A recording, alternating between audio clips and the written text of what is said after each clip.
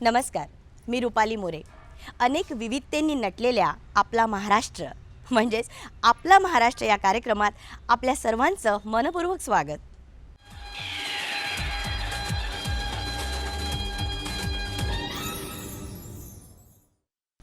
तर मंडळी, आता वळूयात काही महत्त्वाच्या घडामोडींकडे आपला महाराष्ट्र अंतर्गत. मंडळी, शिवबा, शिवराय, छत्रपती शिवाजी महाराज यापैकी कुठल्याही नावाचा उच्चार झाला तरी मराठी माणसाची छाती अभिमानाने फुलून आल्याशिवाय राहत नाही. शिवरायांचं चातुर्य, त्यांची दूरदृष्टी, त्यांचा गनिमी कावा सगळं कसं एकापेक्षा एक. म्हणूनच प्रत्येकाला असं वाटतं की बालपण असावं तर शिवरायांसारखं आणि राजा असावा तर छत्रपती शिवाजी महाराजांसारखा. नुकतेच 19 फेब्रुवारीला शिवरायांची 392वी जयंती साजरी करण्यात आली आणि त्याप्रसंगी नागपूर शहरात अनेक भागांमध्ये लोकांचा उत्साह ओसंडून वाहत होता. तर बघूया त्याची काही क्षणचित्रे.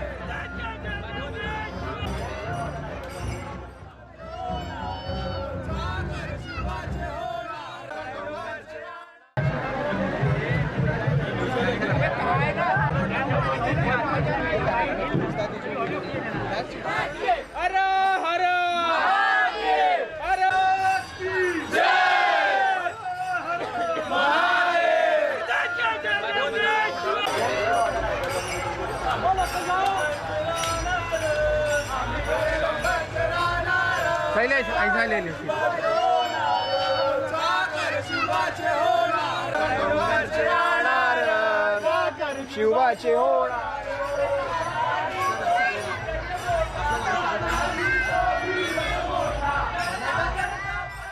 सर्वप्रथम शिवजयंतीच्या या पर्वावर मी सगळ्यांना शुभेच्छा देतो. ही 392वी शिवजयंती आहे आणि या 392 शिवजयंतीला नागपूरकर आणि पूर्ण भारतामध्ये फार मोठ्या प्रमाणात लोक साजरी करतात आहे. पण कोविडचे काही नियम ह्याच्यामध्ये आहेत आणि त्या नियमाचं पालन करून सर्वितकर शिवजयंती हा उत्सव साजरा करण्यात येत आहे. ज्या पहिले शोभायात्रा रॅलीज निघत होत्या त्या आता यावेळेस न निघता यावेळेस स्थायी कार्यक्रम आणि छोट्या प्रमाणात शिवजयंतीचे हे कार्यक्रम स्थायी रूपात घेण्यात येत आहेत. आणि शिवाजी महाराजांचं जे चरित्र आहे शिवाजी महाराजांची जे कारकिर्दी आहे, जे स्वराज्य शिवाजी महाराजांनी स्थापन केलं, ते युवा पिढी आजकाल इतिहासाचे फार प्रेमी झालेले आहेत. त्यांनी त्याचा चांगला अभ्यास केलेला आहे आणि युवा लोक ह्या जयंत्या फार मोठ्या प्रमाणात उत्साहात हे साजरं करणं हे नागपूरच नाही पण संपूर्ण महाराष्ट्र भारत आणि भारताच्या बाहेर बी इथं आपले लोक आहेत, ते लोक हे शिवजयंती मोठ्या प्रमाणात साजरी करत आहेत. सर्वीकडे हर्ष उल्हासचं वातावरण आहे आणि शिवजयंती म्हणजे आमच्याच घरच्या व्यक्तीचा आम्ही एक उत्सव साजरा करतोय, या वाढदिवस साजरा करतोय. अशा प्रकारे या शिवजयंतीचा उत्सव साजरा होत आहे सर्वीकडं.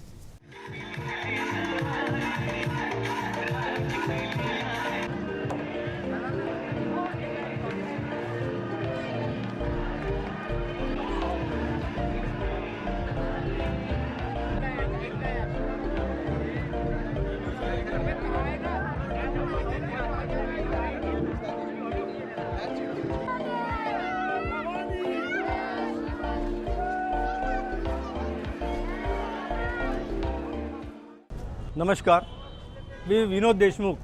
मी एक शिवभक्त असून छत्रपती शिवाजी महाराजांचा एक भक्त आहो. महाराष्ट्राची कुलस्वामिनी आई तुळजाभवानी, विदर्भाचं मातृशक्ती असलेली जिजाऊ माता, छत्रपती शिवाजी महाराज यांच्या जन्मदिनी त्यांना मी मानाचा मुजरा करतो आहे. शिवजयंती ही आज इथे चालू होत आहे असं नाही, तर जगभर अशी ही शिवजयंती साजरी होत आहे, मोठ्या धडाक्यात होत आहे. शिवाजी महाराजांचा जो इतिहास आहे हा बालमनावर रुजण्याकरता आपल्या भारताच्या शिक्षण प्रणालीमध्ये कंपल्सरी हा प्रत्येक शाळेत आलेला पाहिजे आणि शिवाजी काय हा समजून सांगितला पाहिजे. नमस्कार, मी डॉक्टर प्रकाश मोहिते, मुख्य सचिव मराठा विद्याप्रसारक समाज, सक्करदरा चौक, नागपूर येथून आज छत्रपती शिवाजी महाराज जयंतीनिमित्त आपणा सर्वांचे हार्दिक स्वागत करतो आहे आणि जयंतीनिमित्त आपणा सर्वांना हार्दिक शुभेच्छा देतो आहे. ब्लड डोनेशन कॅम्प आम्ही आज घेतो आहे. त्यानंतर संध्याकाळला 6 ते 9 या वेळेमध्ये आम्ही एक शिवसंध्या कार्यक्रम करतो आहे, सौ गौरी शिंदे प्रस्तुत. तर असा हा यावेळेचा आमचा शिवजयंतीचा कार्यक्रम आखलेला होता आणि आज आम्ही तो पार पाडतो आहे. मंडळी, गेल्या 2 वर्षांपासून आपलं आयुष्य जणू थांबल्यासारखं झालं आहे. हा कोरोना आपल्याला खूप काही शिकवून गेला आहे, हो ना? नाती, संबंधी, जिव्हाळा, सगळं काही. अहो, प्राण वाचवायला पैसासुद्धा कामात आला नाही.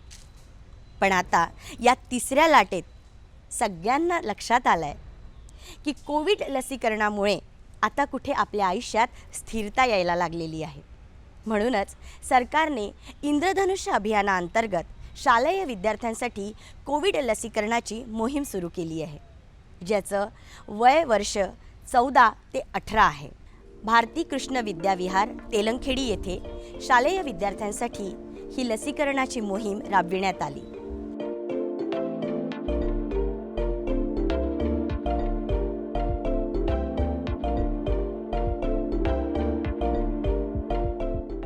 या प्रसंगी भारती कृष्ण विद्याविहारच्या प्राचार्या छाया चतुर्वेदी म्हणाल्या, हे जे आता शाळा उघडतात आणि सगळीकडे वॅक्सिनेशन सुरू आहे, त्यात BKBBने सगळ्यात पहिले पुढाकार घेऊन 8 जानेवारीला 253 मुलांचा फर्स्ट डोस दिला आहे कोवॅक्सिनचा आणि आज आम्ही त्यांचा सेकंड डोस विदिन 45 डेज देत आहे. आणि याच्यात सगळ्यात मोठी गोष्ट सांगायची की पेरेंट्स खूप ईगर होते की शाळेत घ्यावं आणि त्यांनी खूप आम्हाला साथ दिला की वाट पाहिली आणि प्रोटोकॉल फॉलो केला. 100-100च्या टप्प्यात आम्ही त्यांना बोलवलं, मुलांना बोलवलं, ते आले. आम्ही शाळांनी त्यांना बरोबर वॅक्सिनेशनच्या नंतर त्यांना काही खायला द्यायचं असतं तर शाळांनी ते पण प्रोव्हिजन केलं. तर उपप्राचार्या दीपाली चक्रवर्ती म्हणाल्या, सबसे बड़ी बात है कि getting vaccination is a important tool according to WHO. कि इससे क्या होता है कि बच्चे सेफ रहेंगे. अगर कभी कभी ऐसा भी होता है आफ्टर गेटिंग वैक्सीनेशन अगर थोड़ा बहुत प्रॉब्लम्स भी आते हैं बट वो सीवियर नहीं है, तो इनमें से एक प्रोटेक्शन दे सकते हैं. पेरेंट्स को एक फ्री माइंड में बच्चे को स्कूल में भेजेंगे और वो सेफ़ रहेंगे और उनको जैसे WHO का गाइडेंस के हिसाब से हम पूरे प्रोटोकॉल स्कूल में शुरू से ही फॉलो कर रहे हैं.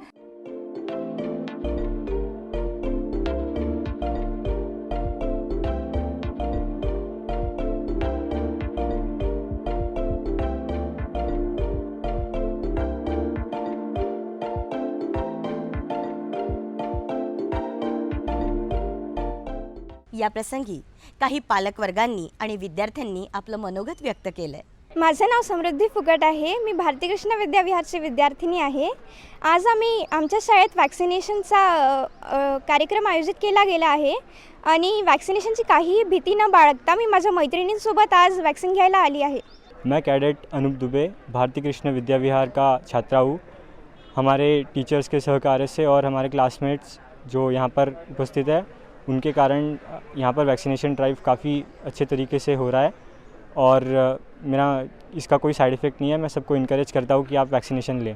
पालक मित्रमंडळी इथे शाळेने चांगल्या प्रकारचा हा उपक्रम राबवला आणि मुलांना शाळेतनी वॅक्सिनेशन देणं फार गरजेचं होतं आणि तो शाळेंनी उपक्रम राबवल्याबद्दल आम्हाला खूप खूप शाळेबद्दल खूप अभिनंदन शाळेचं आणि खूप धन्यवाद. विज्ञानाशिवाय जगणे अशक्य आहे हा. म्हणूनच म्हणतात ना, विज्ञानाची धरू कास, देशाचा करू विकास. हाच उद्देश ठेवून मुलांमध्ये विज्ञानाप्रती रुची जागृत करण्यासाठी, रुची निर्माण करण्यासाठी विज्ञान सर्वत्र पूजते या मिशन अंतर्गत VNITनी विज्ञान प्रदर्शनी 22 फेब्रुवारी ते 28 फेब्रुवारी दरम्यान आयोजित केली. तसेच या प्रदर्शनाचे आयोजन भारतातील 75 शहरांमध्ये करण्यात आले होते.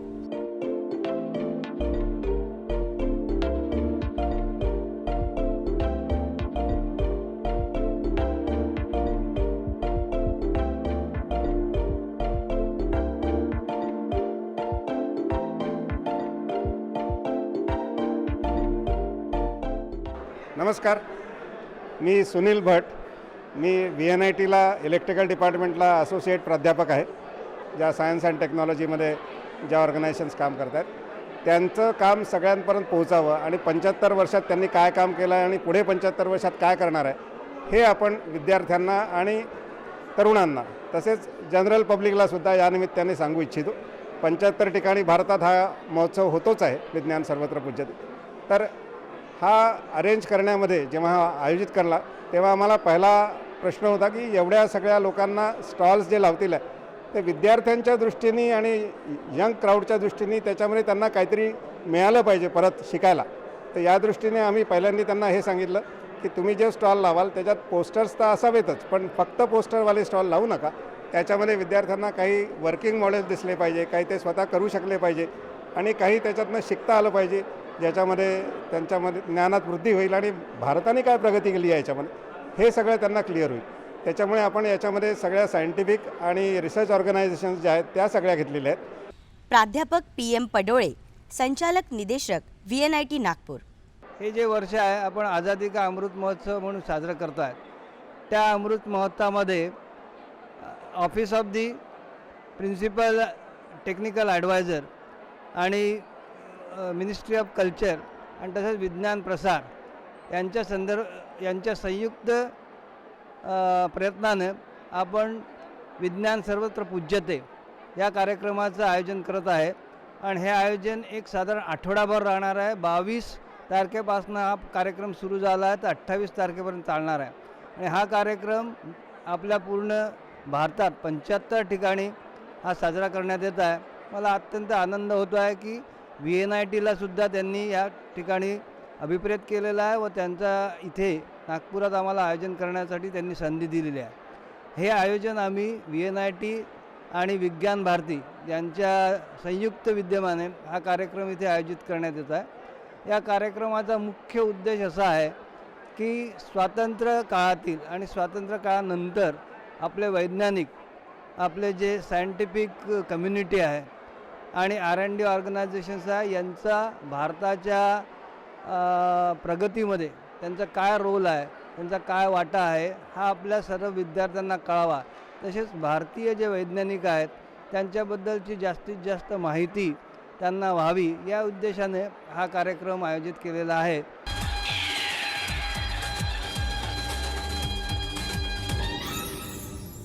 मी professor Kishor Bhurchandi, professor of electronics and communication engineering in VNIT Nagpur.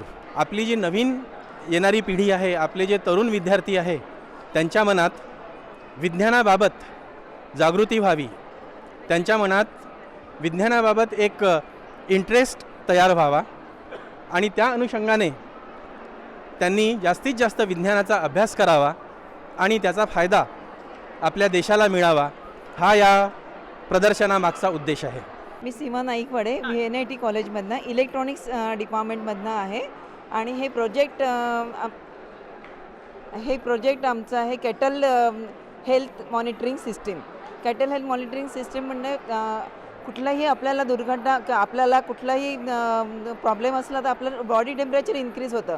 तसंच कॅटलच्या कानामध्ये एक सेन्सर लावलेलं आहे, तर त्या सेन्सरमध्ये टेम्परेचर जर इन्क्रीज झालं कॅटलचं तर तिला हेल्थ प्रॉब्लेम असेल हे आपल्याला कळेल. म्हणून गाईच्या कानामध्ये ते लावून आपला डेव्हलपरच्या तिथे 50 गायींवरचा प्रोजेक्ट झालेला आहे.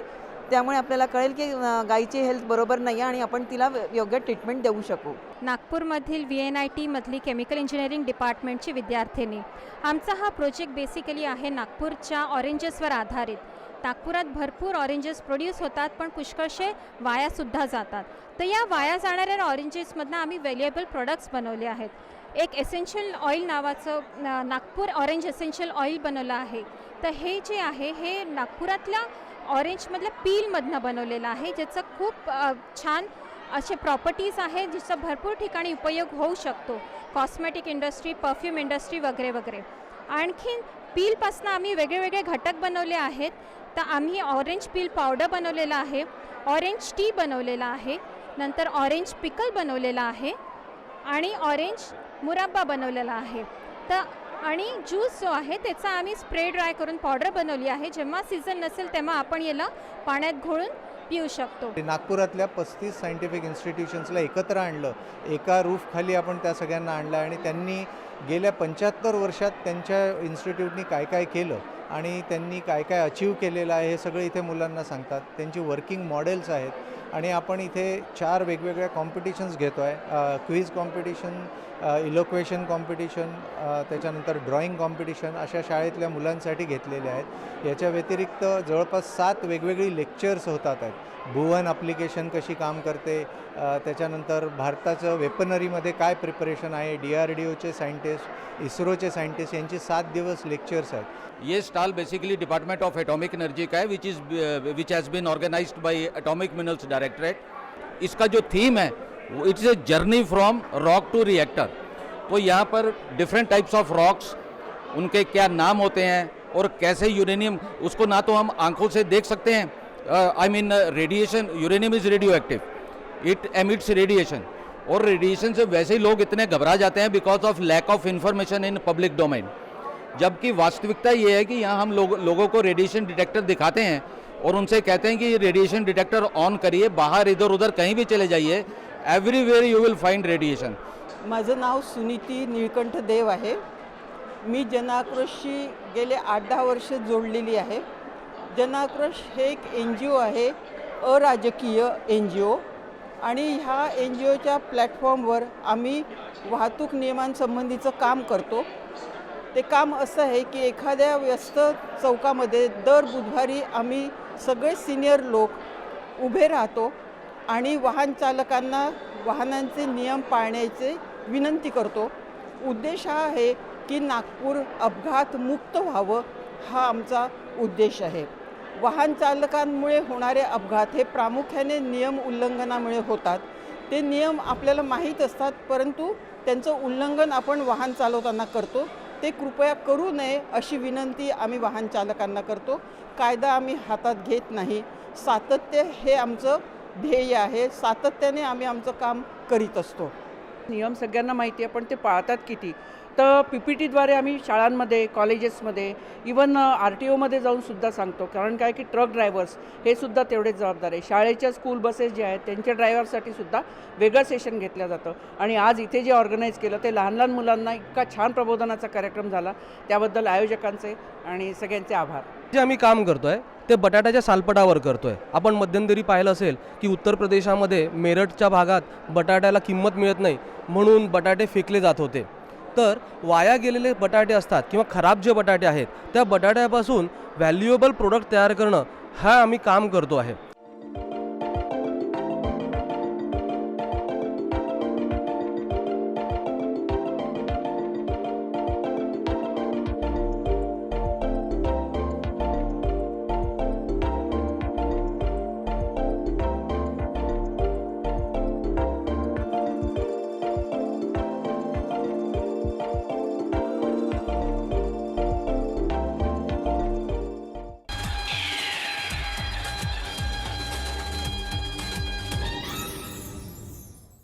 हे वर्ष म्हणजे भारताच्या स्वातंत्र्याचा 75वा वर्धापन दिवस.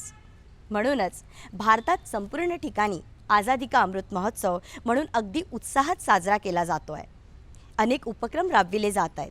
या निमित्ताने राष्ट्रीय सांख्यिकी कार्यालयाद्वारे एक दिवसीय कार्यशाळेचं आयोजन करण्यात आलं. The Mahotsav is being celebrated as Jan Utsav in the spirit of Jan Bhagidari. The celebrations started with the launch of Dandi Yatra by our Honorable Prime Minister of India on 12th March last year in Ahmedabad. And it was started on the completion of 91 years of the Dandi March of Mahatma Gandhi ji. So all union ministries, departments, organizations are planning various different activities, cultural and social activities for the 75-week long celebrations of Azadi Ka Amrit Mahotsav, highlighting the achievements and advancements during the journey of the nation. Friends, it is indeed a pride privilege for us to be associated with National Statistical Office, which has established its credibility as a premier agency for generating statistical products. We are considered as a premier agency for conducting large-scale sample surveys. It is heartening to see that references of our reports are being found in various prestigious journals, editorials, publications of RBI, publications of various state and central governments and other articles. जैसे कि आपको पता है कि India का independence मिलाने के लिए काफ़ी स्ट्रगल करना पड़ा. तो एक जो उनका थीम है, one theme is that is the freedom struggle. So government of India ये चाहता है कि जो बच्चे हैं या अभी का जनरेशन है उनको हम बताएं कि फ्रीडम स्ट्रगल में कितना डिफ़िकल्टीज आई, कितनी मेहनत के बाद में हमने ये इंडिपेंडेंस मिलाया है. ITF वुमेन्स $15,000 टेनिस टुर्नामेंटचे आयोजन MSLTA टेनिस अकॅडमी बाजीप्रभू नगर येथील क्रीडांगणावर आंतरराष्ट्रीय टेनिस टुर्नामेंटचे आयोजन करण्यात आले होते. बघूया त्या प्रसंगाचे काही क्षणचित्रे. रिटर्न करने का यहाँ पे फिर से एडवांटेज ये मिली सी बोल्ट को.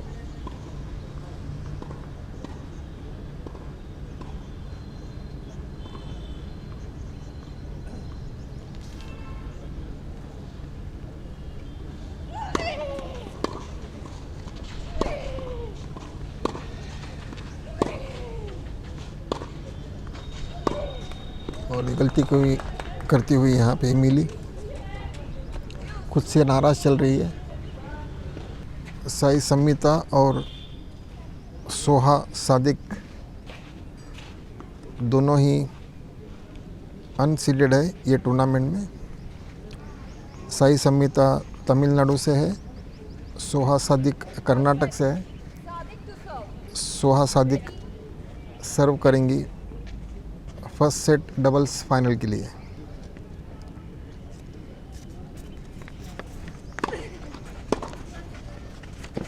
अच्छा रिटर्न श्रीवल्ली का क्रॉस कोर्ट एंगल निकाला, उसको रिटर्न नहीं कर पाई सोहा सादिक. लव 15.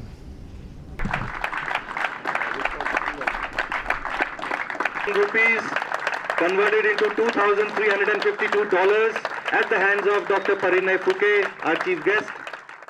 मंडळी, आता निरोपाची वेळ झाली आहे, तेव्हा मी रुपाली मोरे आपली रजा घेते. मात्र परत भेटूया नवीन घडामोडींसह. तोपर्यंत नमस्कार.